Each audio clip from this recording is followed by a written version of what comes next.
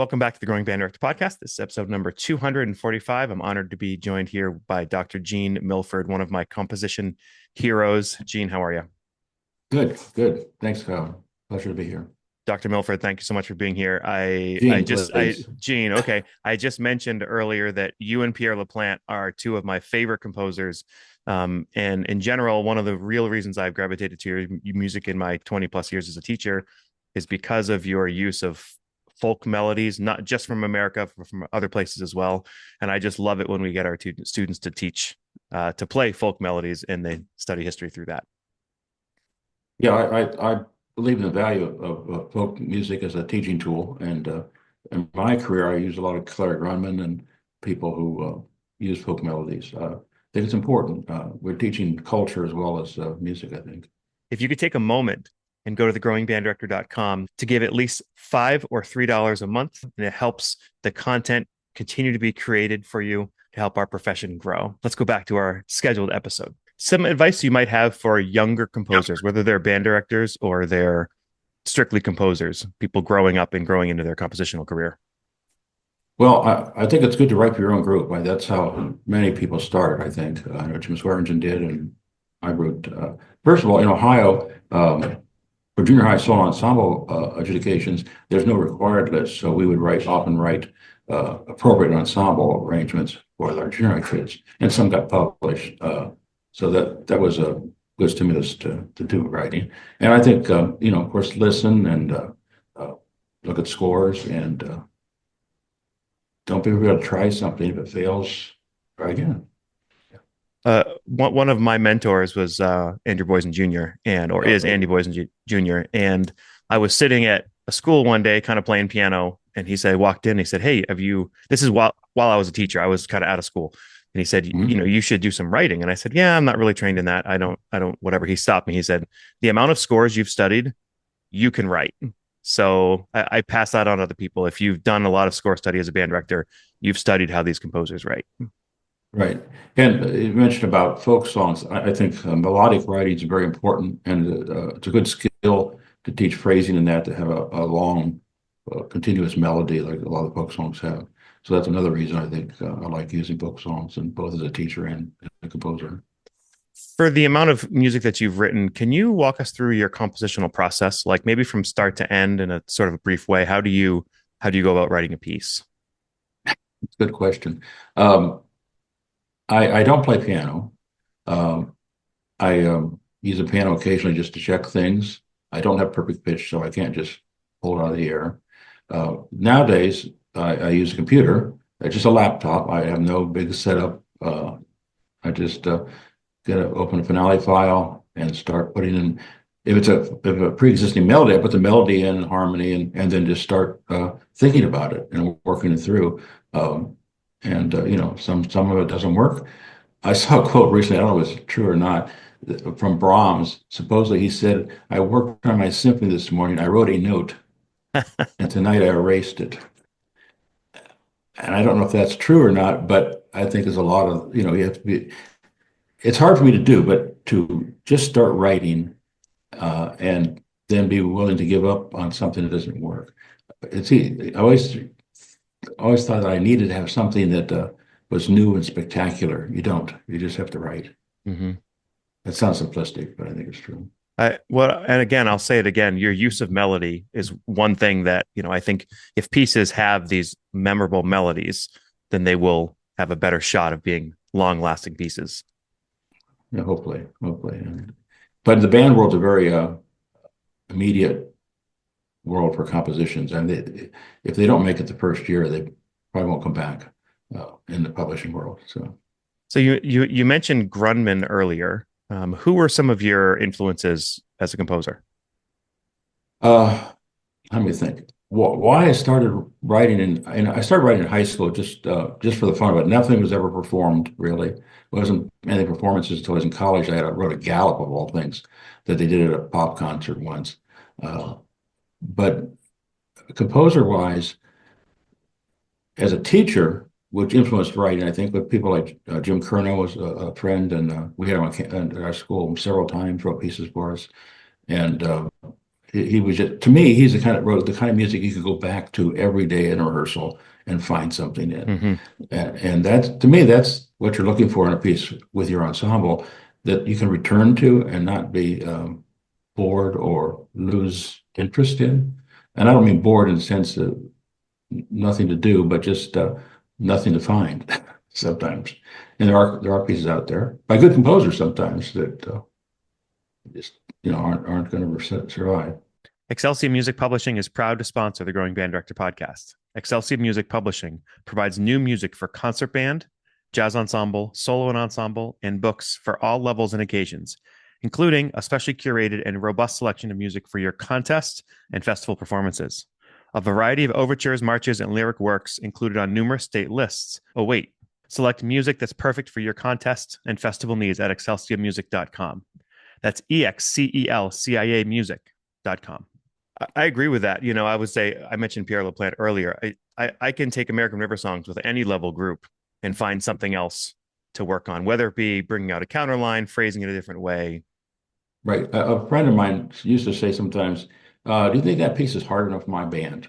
And I thought, everything the Cleveland Orchestra plays is too easy for them. Not quite, but they're playing Mozart symphonies and they rehearse it like crazy because they want to have a presentation that is top level. And as a band director, we shouldn't be afraid to do things that are, quote, technically beneath our group, but can be musically satisfying for the kids and for the audiences.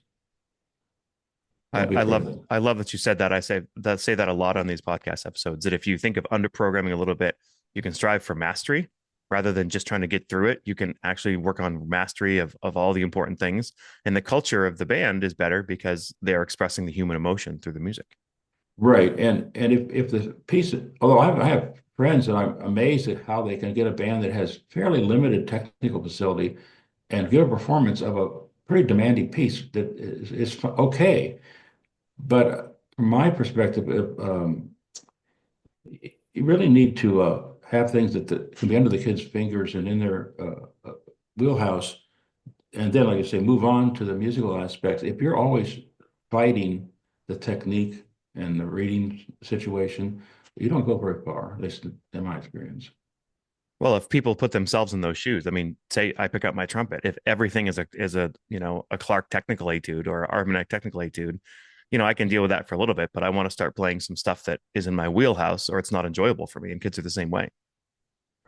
No, I think that's valid. And I know some people would disagree with this, but I think that the idea that the repertoire is your guide for your class. I think you have to have other um, goals that are specific to your students that aren't literature related necessarily. Maybe you have this piece in mind, but you're working on things in the ensemble, in the warm up, in the rehearsal that aren't directly related to find a piece to teach something, find a piece to go across the break for the clarinet. No, you teach the facility to do that on the clarinet, and then you apply it to literature. At least that's my view. But I know I see all the time people say, I need a piece to teach this and a piece to, and I don't think that's exactly the best approach. Austin Custom Brass is a proud sponsor of today's podcast. They can be found online at austincustombrass.biz. The Austin Custom Brass shop is located in Kansas City, Missouri. They're frequent attendees at MEAs around the country, including a TMEA in Texas and Kansas and Missouri. They go to Midwest and Chicago and International Trumpet Guild. And give them a call today at 816 410-0826. If it's anything brass, they have it. Beginner to professional. This is a startup company from many years ago that's grown and grown and grown. Trent Austin has done a fantastic job with this. They're great people. They have many types of instruments from Adams to Rath trombones and Shires and Getzen and Edwards and Schilke and Lotus and Repertoire and many, many more. They have many new and pre-owned instruments. You can check them out online again at austincustombrass.biz. They also offer a great selection of high-quality, budget-conscious brass instruments for students and band programs, including being the exclusive dealer for Manchester Brass, great company. They also offer Brass Spire, Carroll Brass, John Packer, Y. Fort, and of course, their own wonderful line of instruments, a Austin Custom Brass Doublers line. Give them a call today at 816-410-0826 and find out why they can help you grow as a brass player. There are remarkable resources for all brass players, and they will do POs and work within your budget for your band program to get you what you need for your kids. Who are some? You mentioned Jim Cornell and you mentioned Brahms, and I've mentioned Pierre Laplante. Is there a composer or some that jump out to you right now that you want to mention that you really like their music? Oh, I say Willie Owens would be one. I like, and I'm fortunate. I mentioned we had a lot of people at our high school when we were teaching in public schools, guest composers, writing commissions, and conductors and soloists and such. But at the university, which I'm only part time, but uh, the band director of their bands, Galen Carricker, is a good friend, and they have a December band clinic that every year invite in a guest conductor. This year was Albert Watkins, a great guy, great musician, and then a guest composer. So I've had a chance to meet a lot of these contemporary composers, and most of them are really, really good people. I think the best composers are the best people. Sure. Sometimes the wannabes are the ones that are a little bit hippie. But anyways, I shouldn't go there. Um, but who do I like? Julie Giroux, Andrew Boyson. I knew some of his music from judging bands years ago and such. And we got him on campus and heard a lot more of his music. And besides being a great composer, I mean, a really good composer, a really wonderful man. I just was so impressed. A great time with him. And I mentioned Willie Owens, Pierre, Larry Dan. Hmm. He wrote good stuff. And all of them are, this is going to sound strange, but I like Jim Swearingen's music. Teaching young bands, now it's out of vogue now, I know, but it was easy to use. Now he's still around, but not writing much anymore. I guess I'd leave it at that for right now. Well, I just want to go back to Willie Owens really quick. That was the first name you mentioned. Was it because of how he was as a human that you really liked it, or was there something about his music that drew you? Both. He was just a great person to be with. But his music, again, I didn't know a lot of it, and I've listened to a lot of it since, and it's well done. The other person I didn't mention, and I should, because he was on campus 2 years ago, was Ryan Allen. Uh, uh, Now Lieutenant Colonel Ryan Allen, of course, and we knew him when he was a high school band. I think he must be the first commandant of the Marine Band that was a high school band director. What Wow. a great thing for he was, I don't know, 8, 10 years at high school right near us. Uh, and his wife was actually in the master's program at Akron. But he wrote a piece commissioned for a student, local high school. Well, he had a horn player in a local high school, went to Akron, diagnosed with cancer, went through that and passed away. So they commissioned a work and he was a horn player. So Ryan was a logical, who was a horn player choice. And it was one of the most musical experience I've ever had when Ryan 2 years ago conducted the combined University of Akron Wind Symphony and the Jackson High School band, top band, in that performance of a Song of Solace. It's published now. But with him conducting it, it was the most moving. And it wasn't just me. Many of the faculty in that were just so impressed. Ryan is a super composer, super composer. Anyways. Beautiful.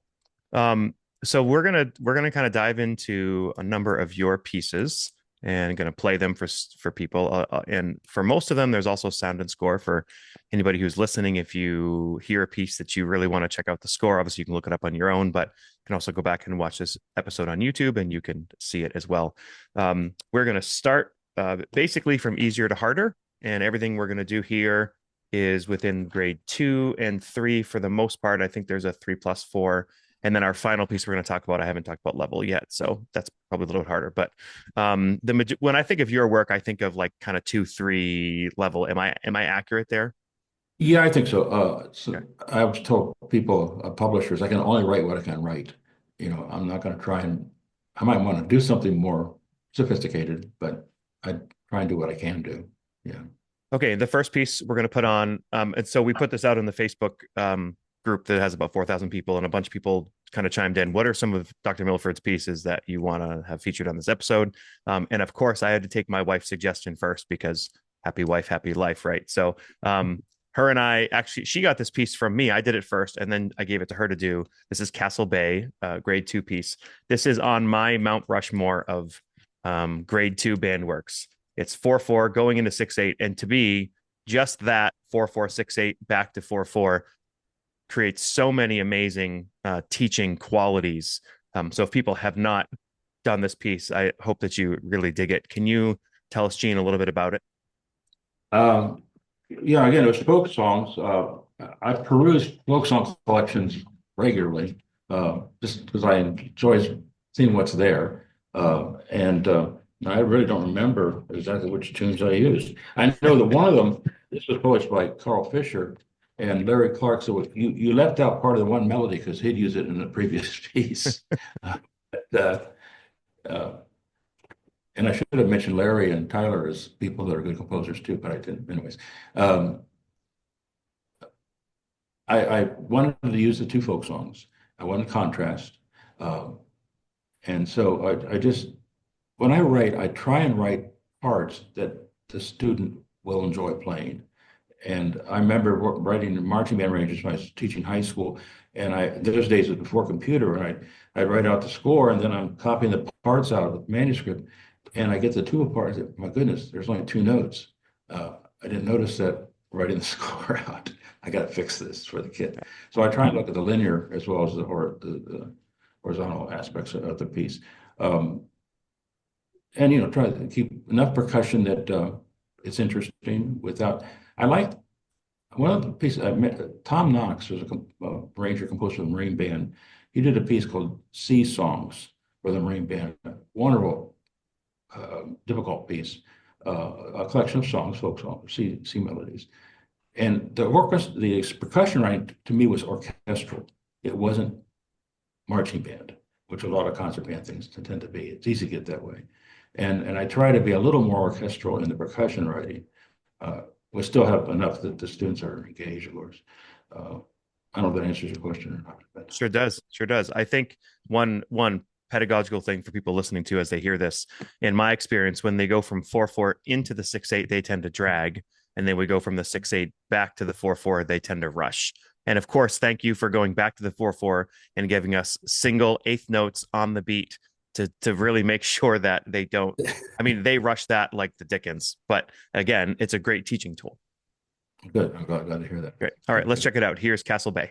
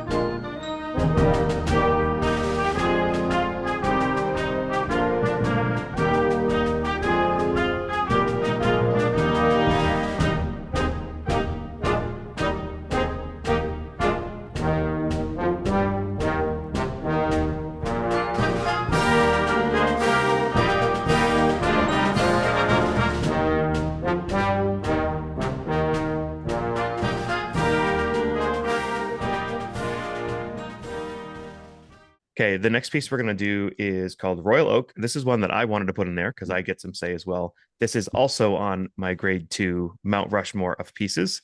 Gene, can you tell us a little bit about Royal Oak? Sure. The tune is actually from a hymnal. What I mentioned, going through folk song collections. I also peruse hymnals for ideas.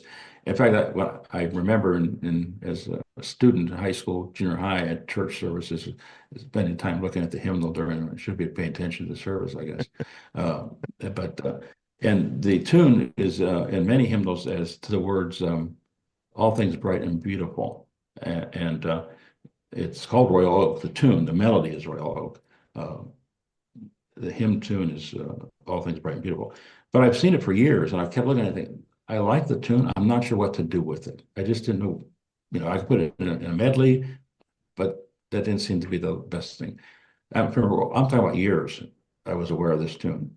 And then one day I decided, well, I think the answer is to treat it like a little British march and write a counter melody for the trio, or a trio melody that can become the counter melody. And so that's the genesis of the piece. Well, one of the reasons I like it, along with some other pieces of yours, is that it's like we're playing a whole suite, but for younger band and written newer. Again, I don't know. I assume this was intentional for you, but this reminds me so much of First Suite, Third Movement. How you have the march melody, and then you have the trio melody after that, and then you get to teach the students that in the final strain, when it comes back, you have A and B happening at the same time. And why does it work? Because of the octaves and things like that. Right. Yeah, absolutely. I mean, we all know Holst and admire his work. And I remember as a high school student, I was taking baritone horn lessons, and the teacher says, "Here's a piece you need to look at. I think it's just what you would like." And it was Planets. And, I know people serious musicians criticize it as movie music. Well, it's movie music because he did it first, and it works so well. But anyways, and so the whole suite's, of course, um, important works. And yeah, the march movement of the first suite is just it's beautiful. It's just ingenious. And so I stole this idea. Yeah. So here's one of my favorite grade two pieces. Here's Royal Oak.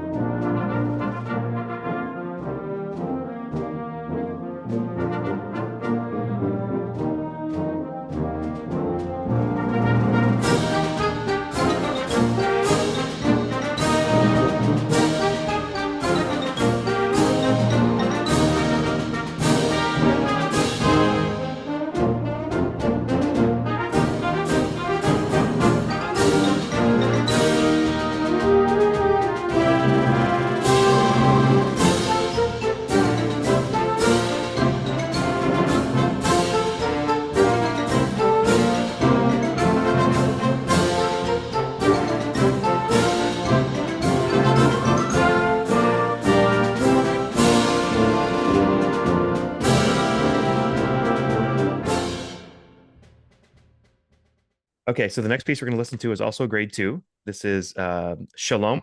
It uses two Jewish folk songs, and I love it because there's syncopation all over the place. It's ABA in C minor, but when the it's A B in C minor. When the A comes back, it's in F minor. And again, finding grade two pieces that are legit grade two that are in four flats concert pitch, I think is fantastic. And you were talking about your use of the round in this piece as well. Yeah. Well, first of all, I was thinking of holiday music to some degree, and something that's culturally interesting and diverse. And those are two good melodies. I can't take credit for the syncopation, it's built into the melodies. Uh, but yeah, using the round was, I think a good tool for kids to think about that. They're all familiar with rounds anyhow, so you can explain it to them or point it out to them in working with it. Minor keys, have an affinity for people. And of course, in the Jewish tradition, it's very important. But I just wanted to do something culturally different than the English or American folk songs I was doing. Okay, let's listen to it. Here's Shalom.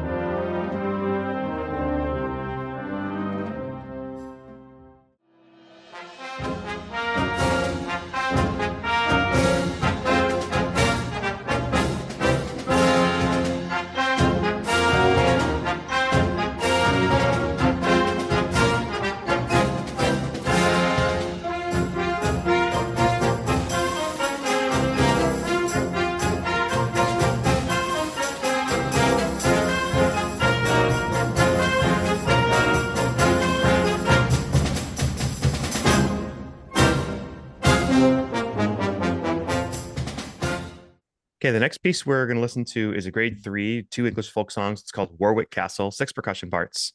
Tell us a little bit about it. Okay. Well, the title's added, as often happens, added later. Yeah. I mean, because I needed something that's appropriate for English folk songs, and I was looking, I don't know, at a map or somewhere, and this cool castle in England. Anyways, so that's the title. The songs, the first one is again from a hymnal, actually. Forest Green is the name of the tune. It's a folk song, but Vaughan Williams, when he did the English hymnal back in the early 1900s, but actually the words he put to it were "O little town of Bethlehem," of all things. Hmm. And but I always, again, was aware of the melody. Thought sometime I'd like to do something with it. Jim Kernow actually did a set of variations on it for a younger band. It's very nice. But I wanted to include that melody. Then I wanted a contrasting melody again, so the more dance-like second melody was included. But that's the genesis of Warwick. I was mentioning to you, I love how you have these brass band moments, and of course, when you're talking about British music, obviously we think brass band. I also Right. want to thank you publicly on all this music. Teachers who teach in the classroom right now know that kids do not know folk music. They don't know tunes. I mean, tunes that, like, I'll take my top ensemble and mention a tune that I like. There's no way the kids don't know this tune. One hand goes up. So you're bringing through all your music over all these years, are bringing this music into kids' lives that needs to happen. So I just say thank you publicly. Well, I think that speaking of, what they don't know, I teach right now. I'm Everything. teaching well, Sorry. exploring music, or not. It's called Exploring Music Bach to Rock. It's a music appreciation class for non-majors, and I enjoy it very much. My master's is in music history, and I've always enjoyed history in general. But what I find is the students don't know history. They don't know geography. Uh, I'll ask where we do the Smet and a Moldau in the class. And I say, well, rivers can represent a country or culture. So if I mention Amazon, what country do you think of? Blank faces. The Rhine, blank faces. And I say the Mississippi. Oh, okay, I got that one. But and I think I try to tell them, knowing our place in the world historically and geographically is important to our understanding. And I think folk songs can be a way to embrace that in a music situation. You're absolutely right. Here's Warwick Castle.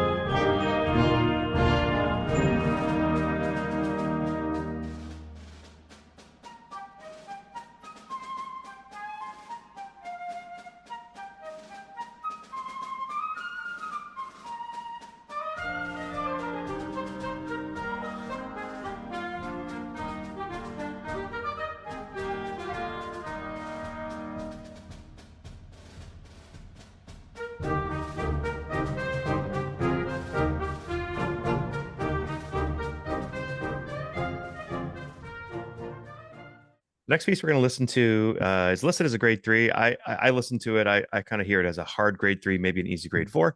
This is called A Distant Shore, 3 songs from Australia. 5 percussion parts, published by Southern Music, about 4.5 minutes long. We'll play a snippet of it here today. I noticed there was trumpet solo, a little short flute solo, and you mentioned in this piece you used some 3/8, which I think is wonderful. Yeah, not everybody agrees with that, but yes. It just felt logical because I needed something a little more upbeat. The songs are from I just want to Australia. say, like, we use 2/4, and kids understand 2/4 because they understand 4/4. So, if my students have understood 6/8, I think 3/8 is a very natural progression from there. Yeah, it is, right.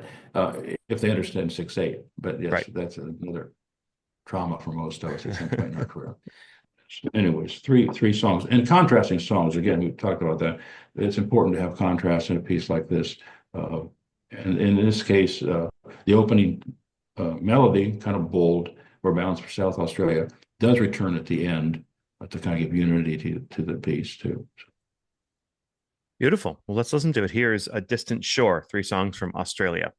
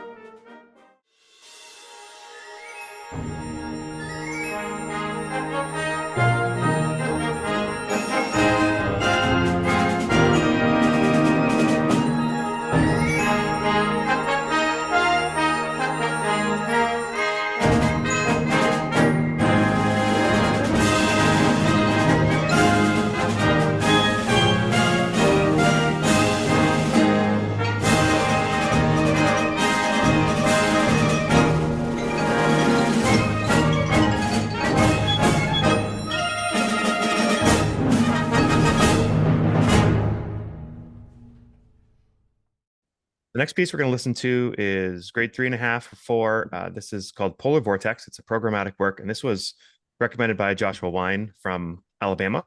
Joshua writes about this piece. Polar Vortex is a new grade 3 work for a band depicting a winter storm inspired by the Ralph Waldo Emerson poem, The Snowstorm. To this conductor, meaning himself, it reads like a combination of Vivaldi's Storm and some sort of minimalist, pointillistic work.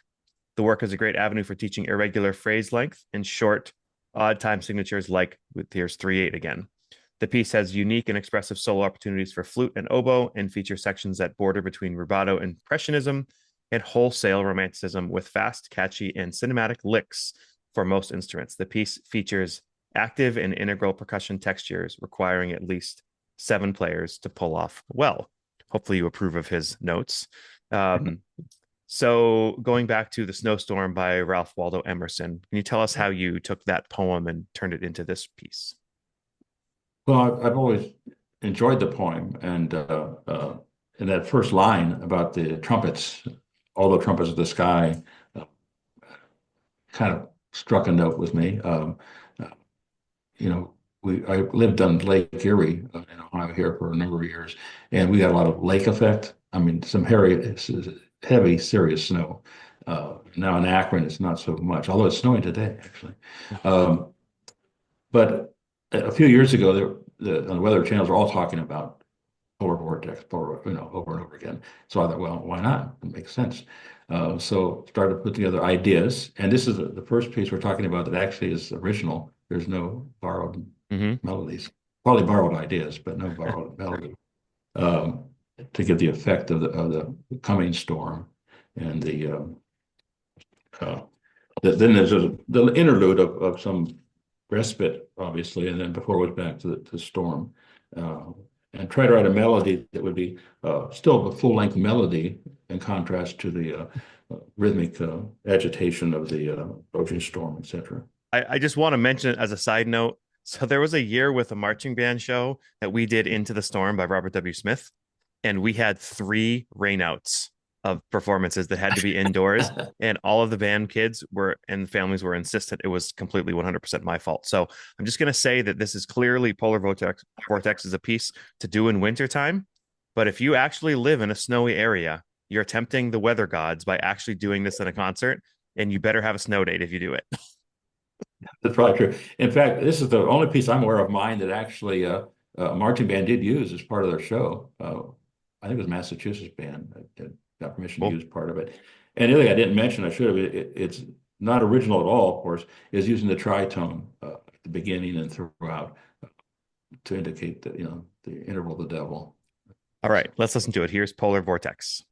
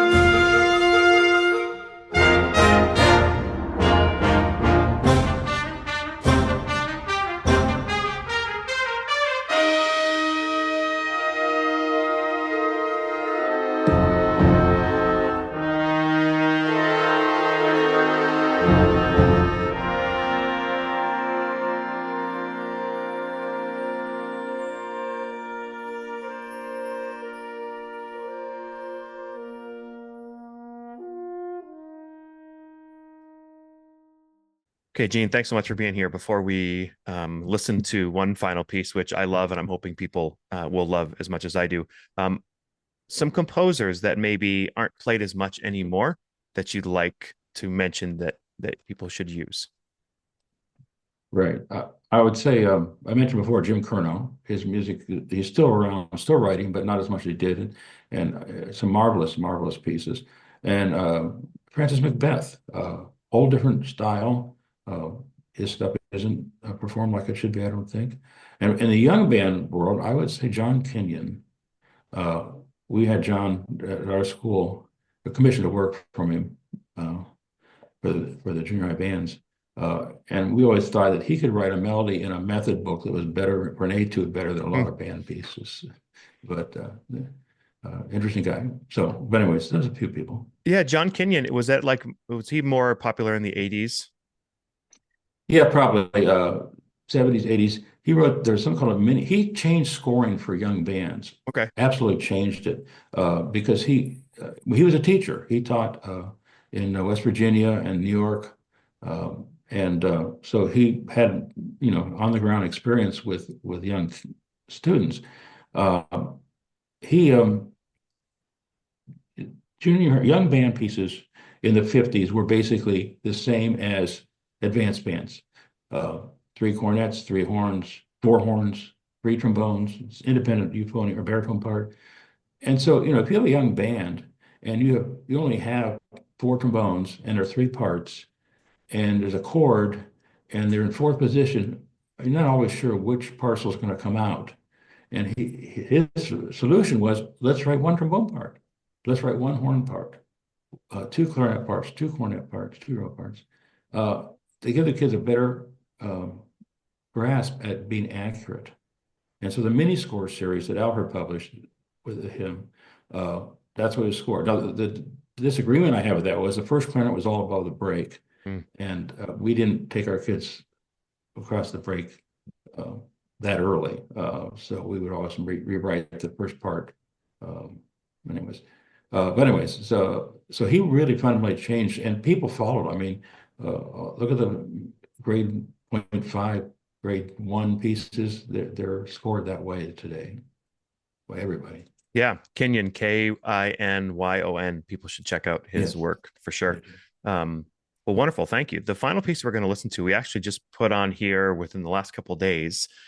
This is a recording of the Carl King Band at Fort Dodge, Iowa, called We Hold These Truths. This is a grade 4 plus patriotic melodies with narrator. Can you tell us about the piece? Right. I'm Laura Schisel with the Library of Congress and band director, and I were working for years on trying to get a catalog of all Carl King's works, annotated catalog. And part of that, I was down in Canton, which is Carl King's hometown. He wasn't born there, but he spent his youth there, and he started playing in bands there. And in the County Historical Society, I found a manuscript of a march that was by William Strassner, which was Carl King's teacher in Canton and director of the Thayer Band. Well, the manuscript, though, was King's. And I sent to Loris and said, am I right? Is this not Carl's manuscript? He said, absolutely. So I put it in Finale, and then I sent the manuscript copies and the thing to the Fort Dodge Library, the museum, Carl King Museum there. And a couple of years later, I got a message from the band director there, Jerry Jimerson, and he said, we're going to do the Strassner March this summer. Would you come out and conduct it? I said, sure. What an honor. Absolutely. And He said, well, did you do another piece too? I said, well, yeah. I said, well, if you don't mind, how about if I try and write something? And if you don't like it, then we don't have to do it, but give it a go. He said, sure. He said, it's the anniversary of D-Day. How about D-Day? So I did the piece, and the first half of the narration on the recording and for the premiere was actually related to D-Day quotes. Then the ending's the same, the hymn text. But to make it more accessible to more people, more useful, I changed the title and part of the narration and to We Uphold These Truths. So that's the genesis of that. And I will mention, if anybody else does this piece and gets a good recording of it, Gene, I'm sure would love to have more recordings of any of these pieces. They can send them your way anytime. Gene, thanks so much for being with us. I appreciate your time so much. Well, likewise, thank you so much for what you do for education. Appreciate it. Take care. You're very welcome. All right, here as we hold these truths. 75 years ago this month, the free world waited.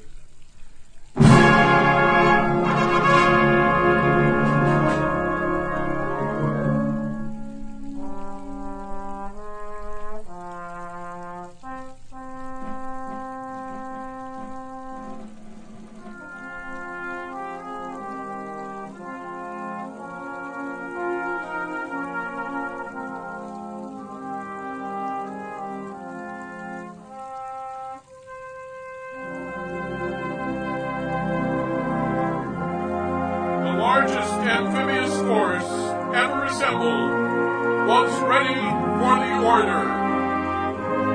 D-Day!